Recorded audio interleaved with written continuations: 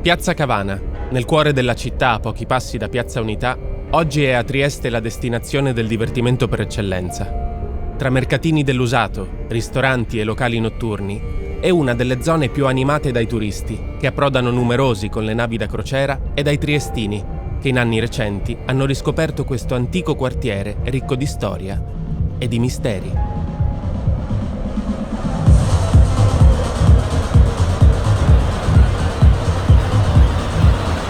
Negli anni 90 del secolo scorso, quest'area è stata restaurata grazie a un piano di stanziamenti europei denominato Urban, ma storicamente il rione di Cavana ha attraversato varie fasi.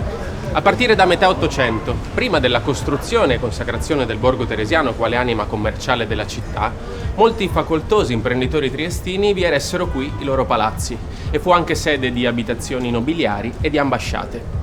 In seguito, con lo spostamento degli interessi economici, quest'area diventò povera, malsana, zeppa di bordelli, osterie, ricettacolo di perdizione per gli strati più bassi della popolazione o di rifugio per chi vi cercava svaghi poco consoni ai salotti per bene. Tra questi vicoli si sussurra la leggenda di Ninetta, giovane sartina che faticava ad arrivare alla fine del mese e che per scommessa, o più semplicemente per invidia e rivalsa, si macchiò di un'imperdonabile colpa. La storia che si racconta la vede risalire il colle di San Giusto poco dopo le 8 di sera, in una fredda serata invernale, con la bora che soffia implacabile, quasi a volerla dissuadere dal gesto che si appresta a compiere.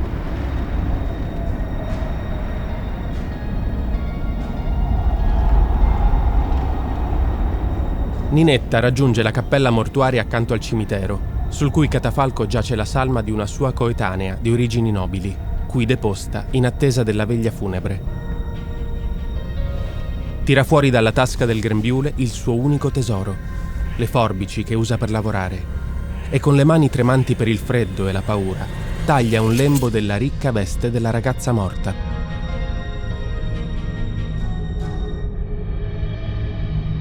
Il ritorno a casa non è più semplice né sereno rispetto alla salita. La bora la strattona e la spinge senza tregua e arrivata a casa nemmeno il nascondersi sotto le coperte serve a tranquillizzarla. Vinta dalla stanchezza e stremata dalla paura, mentre il campanile rintocca la mezzanotte, il suo sonno leggero viene interrotto da un rumore sinistro che ne cattura l'attenzione. Una presenza avanza eterea verso di lei e con sguardo severo di rimprovero l'ammonisce per il suo gesto scellerato. Si tratta della fanciulla a cui ha sottratto il lembo di stoffa. È venuta a reclamare quello che è suo. Presa in mano ago e filo, Ninetta cerca in tutta fretta di fare ammenda e porre rimedio a quel suo gesto, cercando di ricucire il lembo di stoffa alla veste della proprietaria, prima dell'alba.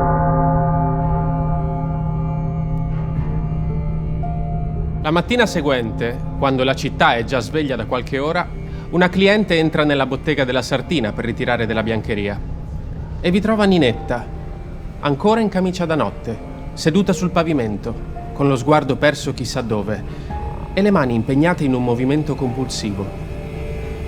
La ragazza sta cucendo. Cuce.